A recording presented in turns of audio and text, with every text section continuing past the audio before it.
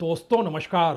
बीते 48 घंटों का सच अमेरिका के लिए, इजराइल के लिए और ईरान के लिए कुछ ऐसा है जो समूची दुनिया को हैरत में डाल रहा है, क्योंकि इन तीनों देशों को लेकर ऐसी परिस्थिति दुनिया के सामने कभी आई नहीं थी। और इन तीनों परिस्थितियों से निकला हुआ सबसे बड़ा मैसेज यही हो चला है कि दरअसल अमेरिकी राष्ट्रपति ट्रंप का नया सीज फायर जो 6 अप्रैल तक जारी रहेगा, वो दरअसल ईरान पर जीत हार को लेकर नहीं, बल्कि अपने ही देश में अपनी ही हार को बचाने को लेकर है। यानी युद्ध के जिस रास्ते अमेरिकी राष्ट्रपति ट्रंप निकल पड़े, अब बीच से वो वापस लौट नहीं सकते हैं। और इस परिस्थिति में वो कौन सा रुख अख्तियार करें, कल कैबिनेट की बैठक, उसके बाद पेंटागन अधिकारियों के साथ बैठक, और उसके बाद जो उनके मध्यस्थ करने वाले 4 लोग हैं, उसमें उनके वाइस प्रेसिडेंट जेडी वेंस भी हैं, उसमें मार्को रूबियो भी हैं, उसमें उनके विशेष दूत भी हैं और उसमें उनके दामाद भी हैं। कमोवेश हर चिंतन ने एक ही सच को सामने उठाया, सिर्फ और सिर्फ सैन्य ताकत से आप ईरान को हरा नहीं सकते हैं। यह मैसेज अमेरिका की उस ताकतवर साख पर सीधे तौर पर एक ऐसा धब्बा है जो किसी भी अमेरिकी राष्ट्रपति के काल में उभरा नहीं होगा। और शायद इसीलिए पहले 5 दिन और कल या कहें आज 10 दिन जो सीज फायर बढ़ाया गया, उसकी मियाद 6 अप्रैल को तो पूरी हो जाएगी, लेकिन युद्ध में दोबारा वापस अपने सैन्य हथियारों के जरिए अमेरिका लौट सकता है, अब यह सबसे बड़ा सवाल हो चुका है। क्योंकि अगर अधिकारी यह कहने से नहीं चूक रहे कि ईरान पर जीत हासिल करना नामुमकिन है, और इसी बात का जिक्र इजराइल में हो रहा है, और इजराइल के सेना प्रमुख तो यहां तक कह गए जो रास्ता निकालना था वो निकल नहीं पाया, सब कुछ तो झोंक दिया गया। यहां तक कि अमेरिका पीछे खड़ा था और उसने भी अपनी पूरी ताकत झोंक डाली, लेकिन परिणाम तक क्यों नहीं पहुंच पाए? यह सवाल इसलिए अब इजराइल और अमेरिका दोनों को डरा रहा है कि नए तरीके से विश्व के भीतर नए देशों के बीच नए गठबंधन और न्यू इकोनॉमिक और ट्रेड की जो नई परिस्थितियां बनेंगी, उसमें इजराइल कहां खड़ा होगा और अमेरिका की कितनी चलेगी। यह सवाल अब बड़ा हो चला है, क्योंकि 28 दिन के बाद युद्ध ने दुनिया को नष्ट नहीं किया। इस 28 दिन के बाद इसने दरअसल ऑपरेटिंग सिस्टम को पूरे तरीके से बदल दिया है। अब अमेरिका मान रहा है कि होर्मुज़ रूट पर वो कब्जा नहीं कर सकता है, और होर्मुज़ रूट को अगर कोई साफ करेगा और पुरानी सामान्य परिस्थिति में लेकर आएगा तो वो खुद ईरान होगा। यह मैसेज दरअसल सिर्फ इतना भर नहीं है कि अपनी संप्रभुता या फिर अपने समुद्री कब्जे वाली जगह पर दूसरे जहाजों को ना गुजरने देना या दुश्मन जहाजों को रोक देना, उन पर हमला करना, यह संकेत सिर्फ इतना भर नहीं है। यह मैसेज इसलिए बड़ा है क्योंकि नया ऑपरेटिंग सिस्टम जो है वो डॉलर पे नहीं, युआन पर चल रहा है। और ऐसे में जो एक नया सिस्टम ईरान के भीतर बाहर अब बन रहा है, उसके लिए किसी कमांडर, किसी एडमिरल, किसी सुप्रीम लीडर की जरूरत नहीं है। यानी इससे पहले ईरान के भीतर का जो सिस्टम था, वो सिस्टम वहां पर एक कड़ी अगर साफ हुई कमांडरों की तो दूसरी कड़ी ने संभाल लिया। लेकिन नई परिस्थिति में इंटरनेशनल डील कैसे करनी है और अंतर्राष्ट्रीय कानूनों के तहत अपने अधिकारों को कैसे रखना है, यह सवाल अब ईरान में बड़ा होने लगा है। शायद इसलिए पहले राउंड में इस बात को अब हर कोई समझने लगा है कि अमेरिका का मिशन सैन्य कार्रवाई पर निर्भर था, ईरान का मिशन कानूनी प्रक्रिया, एडमिनिस्ट्रेटिव तौर तरीके और फाइनेंशियल एस्पेक्ट के हिसाब से चल रहा था। यानी कोई ऐसा मिशन पानी के भीतर हो नहीं सकता था इससे पहले, अगर यह युद्ध ना हुआ होता, जो अब हो चुका है। और इसीलिए समुद्र के भीतर जो मिशन है उसमें बकायदा चेक पॉइंट कैसे बनेगा, कहां बनेगा, इस दिशा में ईरान बढ़ चुका है। कानूनी दावा हमारा है, समुद्र हमारे हिस्से में है, इसको लेकर इंटरनेशनल लॉ क्या कहता है और यूनाइटेड नेशन के भीतर अपनी बात को कैसे रखना है, अब ये नए तरीके अपनाए जा चुके हैं। जो जहाज गुजरेगा उससे टैक्स वसूली होगी। दुनिया की अलग अलग जगहों पर टैक्स वसूली होती है तो उसको किया जाएगा। और इन सब के साथ जो पार्लियामेंट के जरिए जो भी विधेयक लाना है उसको भी ले आया जाएगा। यह मैसेज है क्या?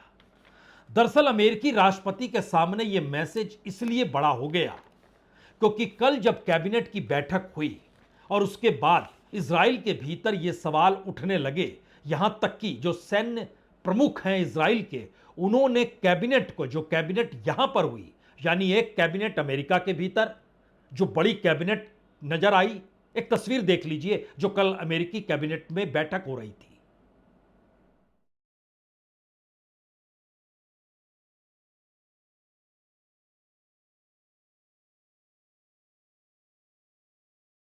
दरअसल अमेरिकी कैबिनेट पर तो दुनिया की नजर थी, वहां से क्या निकलता है, और निकला आने वाले वक्त में 10 दिनों का सीज फायर बढ़ा दिया गया। लेकिन उसी वक्त इजराइल में भी एक कैबिनेट बैठक चल रही थी और उस कैबिनेट में बकायदा वहां के जो शीर्ष सैन्य प्रमुख हैं उन्होंने कैबिनेट को चेतावनी दी कि अगर इमरजेंसी रिफॉर्म सेना को लेकर नहीं किया गया तो फिर सब कुछ ध्वस्त हो जाएगा। सेना के सामने सबसे बड़ी मुश्किल या अपने इजराइल के इतिहास में सबसे बड़ी मुश्किल का सामना उसे करना पड़ेगा।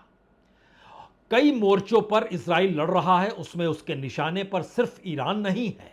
उधर वो हिजबुल्लाह को लेकर वियतनाम में भी लगातार गोले बरसा रहा है या मिसाइल दाग रहा है।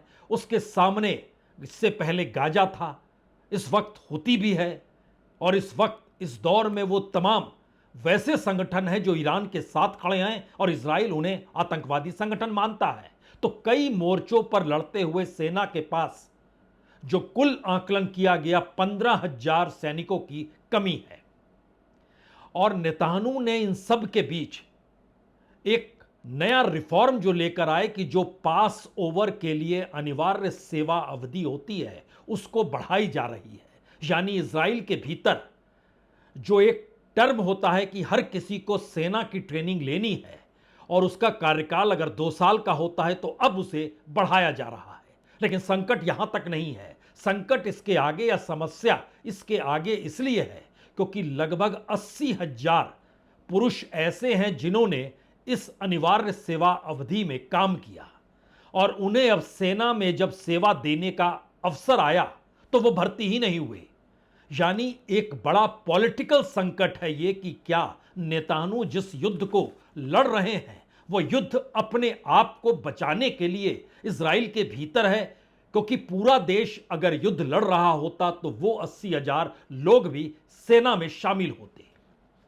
ठीक इसके उलट ईरान के भीतर एक नई परिस्थिति बन गई। लगभग 10 लाख की फौज जो एक लिहाज से इससे पहले वहां के जो गार्ड्स, रेवोल्यूशनरी गार्ड है, उनके मातहत काम कर रही थी या फिर जो एक सोशल पुलिसिंग का काम करती है, वो सभी धीरे धीरे सेना की शक्ल में तब्दील होने लगे। और सेना को मदद करने के लिए जो से सहयोगी सेना कहते हैं, उनकी जो उम्र थी उस उम्र को भी कम कर दिया गया। यानी अब ईरान में 12 साल तक का बच्चा सेना को मदद करने के लिए सेना में सेवा देने की दृष्टि से वो शामिल हो जाएगा। ध्यान दीजिए, ये तीनों परिस्थिति इसलिए महत्वपूर्ण है क्योंकि इस युद्ध ने ईरान को एकजुट कर दिया। इस युद्ध के भीतर इजराइल को लेकर, इजराइल के भीतर उनके अपने नागरिकों में यह सवाल था कि वो सेना में शामिल हो या ना हो, जिसका जिक्र कैबिनेट में उठ गया। 80,000 पुरुष शामिल होना नहीं चाहते हैं। और इस युद्ध को लेकर पहली बार अमेरिका के भीतर का संकट यह हुआ कि सिर्फ डेमोक्रेट्स यानी विपक्षी पार्टी ही नहीं बल्कि रिपब्लिकन्स, सीनेटर्स जो बुधवार से मीटिंग के बाद पेंटागन के साथ जो उनका संवाद हुआ उसको लेकर वो विरोध कर रहे हैं। इस विरोध की परिस्थिति में यानी उनको जो सवालों के जवाब चाहिए वो मिल नहीं पा रहे हैं।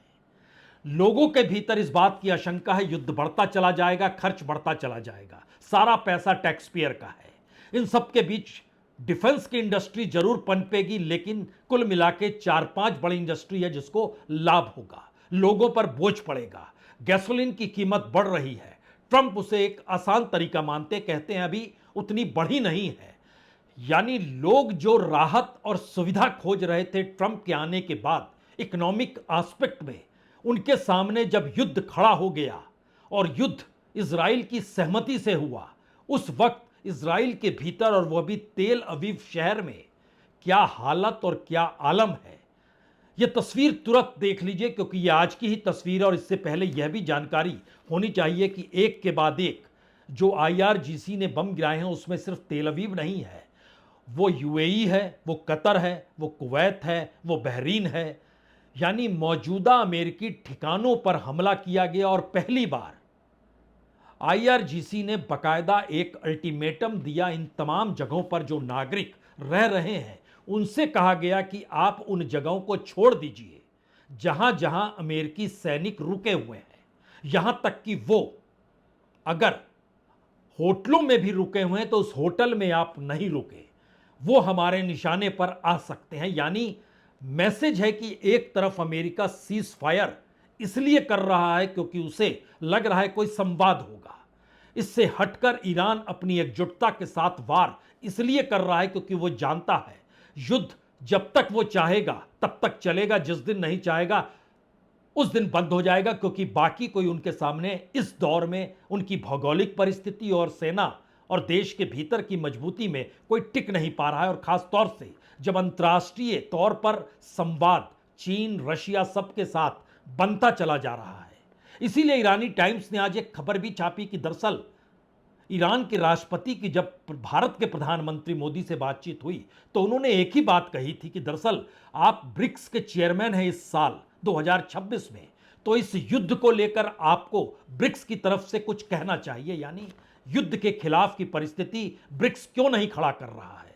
यह अलग मसला है कि ब्रिक्स के भीतर यूएई भी है, सऊदी अरब भी है और ईरान भी है जो आपस में टकरा रहे हैं, तो ब्रिक्स के भीतर का अंतर्विरोध ऐसे कैसे उभरेगा। लेकिन यह इसलिए सवाल बड़ा है क्योंकि ईरान अपनी स्ट्रेटजी को कैसे साध रहा है, उसको अगर आप एक पॉइंट वाइज चीजों को समझें तो आप हैरत में आ जाएंगे। लेकिन उससे पहले हमें लगता है आज की एक तस्वीर देख लीजिए।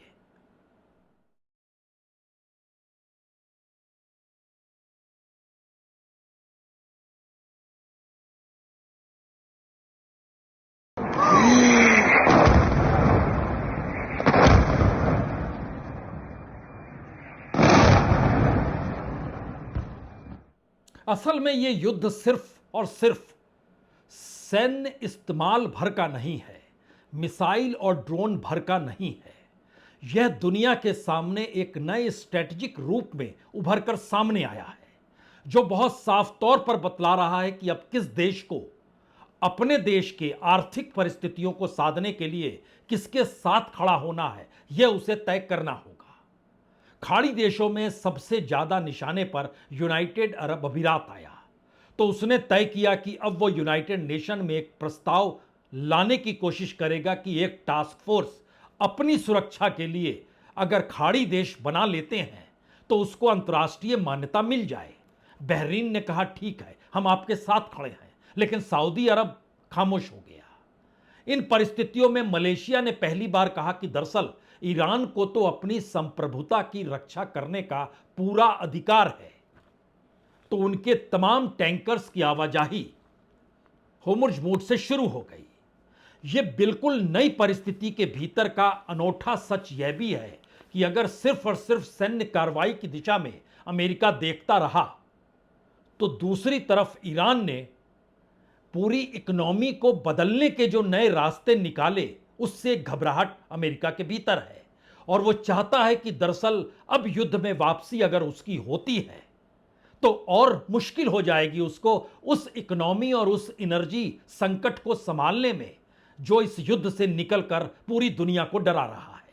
और शायद यही वजह है कि टोल बूथ पर अगर डॉलर से नहीं युआन से वसूली हो रही है, इसको कानूनी शक्ल में देने की स्थिति में ईरान आ रहा है। बकायदा एक चेक पॉइंट बना दिया गया है जो अपनी परिस्थिति में पेंटागन बख्तरबंद वाहन तैनात कर दे, आईडीएफ सैनिकों को तैनाती करता चला जाए, लेकिन हकीकत क्या है इस युद्ध की? हकीकत यह है कि चीन के साथ ईरान का जो तेल का संबंध है और जो रशिया ने इस दौर में दुनिया भर में गोल्ड बेचने तक पर रोक लगा दी है कि हम अपने खदानों से जो गोल्ड निकलता है उसको दुनिया के बाजार में नहीं बेचेंगे, और इसके साथ ही इससे पहले उसने फर्टिलाइजर को लेकर सवाल खड़ा किया और उसके साथ अब मेटल्स को लेकर वो सवाल खड़ा कर रहा है। यानी बिल्कुल नई परिस्थिति में देखिए तो रूस का राजस्व जो है वो दुगना हो गया, लगभग हर महीने $24 बिलियन पहुंच गया। पश्चिमी देशों के लिए मुश्किल यह है कि दरअसल रशिया का अगर राजस्व बढ़ते चला जाता है, जो रेवेन्यू है वो दुगना हो गया, तो उसे रोकेगा कौन? वो तो यूक्रेन पर हमला करते हुए यूक्रेन पर कब्जा करके नाटो के दरवाजे पर आकर खड़ा हो जाएगा। तो जो अमेरिका की जरूरत है वो नाटो की नहीं है, जो नाटो की जरूरत है वो रशिया से टकरा रहा है, जो रशिया की जरूरत है उसमें अमेरिका उसकी मदद कर रहा है। यानी एक नए तरीके की परिस्थिति में दुनिया पुनर्गठन अपनी ताकत के आश्रय कर रही है। और शायद यही वो वजह है जिसमें पहली बार जो मिसाइल तक दागे जा रहे हैं उसमें ईरान थैंक यू लिख रहा है। Thank you Germany, Germany peoples, thank you Indian peoples, thank you Spain. यानी वो मैसेज डिप्लोमेटिकली नहीं बल्कि इस युद्ध के जरिए क्रिएट कर रहा है कि देखिए हम अपना बचाव कर रहे हैं, जो हम पर हमला कर रहे हैं, और आप लोग अगर अमेरिका का साथ नहीं दे रहे हैं, और जो लोग विरोध कर रहे हैं इस हमले का, स्पेन ने जमकर विरोध किया। वहां के प्राइम मिनिस्टर सांचेज खुले तौर पर अमेरिकी राष्ट्रपति के खिलाफ बोलते हुए नजर आए। जर्मनी ने साफ तौर पर कह दिया नहीं, शामिल नहीं होंगे। हालांकि बाद में इटली ने भी कहा हम इस युद्ध में कहीं शरीक नहीं होंगे। उन सभी को थैंक यू करते हुए कैसे मिसाइल पर लिखा जा रहा है, एक छोटा सा हिस्सा देख लीजिए।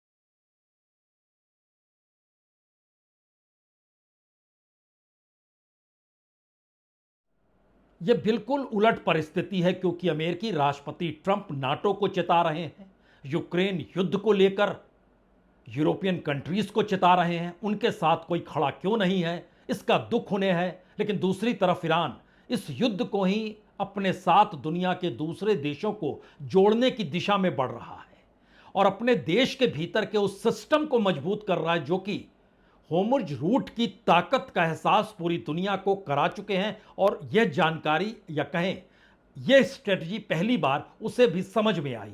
इसीलिए यूनाइटेड नेशन को जो ईरान के विदेश मंत्री ने पत्र लिखा, उसमें क्या लिखा? उसमें लिखा कि दुश्मनों के जहाजों को रोकना एक तटीय राज्य के रूप में तेहरान का कानूनी अधिकार है, और बल्कि धमकी नहीं दे रहे हैं, हम तो कानूनी दावा पेश कर रहे हैं। और जहाजों को जो सीमा पर ईरान के लारक है, लारक के पास ईरान के नियंत्रण वाले जल क्षेत्र में भेजा जाता है ताकि गुजरने से पहले उनका पूरा परीक्षण किया जा सके। यह नाकाबंदी नहीं है बल्कि यह एक परमानेंट तरीका है। यानी इस परमानेंट तरीके की तरफ ईरान बढ़ रहा है और बता रहा है कि दरअसल यह एक पॉलिटिकल जांच है, यह एक डिप्लोमेटिक जांच है, यह आवाजाही को लेकर लिए जाने वाला टैक्स है। यानी सब कुछ के लिए वो कानून और कानून के आश्रय चलने को तैयार है।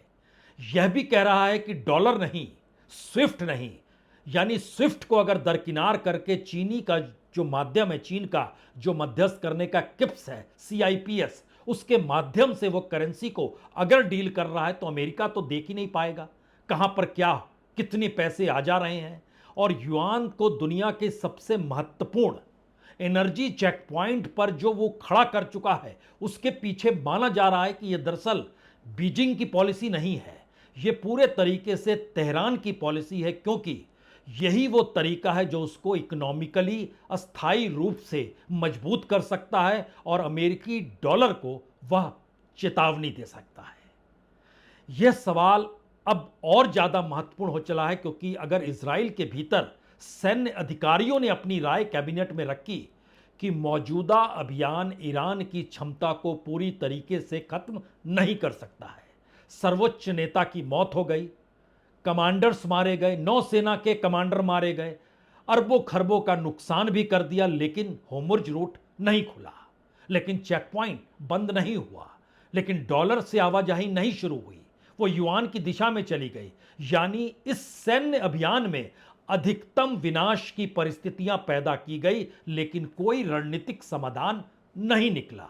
और यही वो मैसेज है जो उसके जरिए अमेरिकी राष्ट्रपति को कल कैबिनेट की बैठक से पहले इजराइल के जरिए भी दिया गया। और जो बातचीत इनकी होती है उसमें पहली बार यह भी सामने आया कि अब अमेरिका का रुख क्या होगा।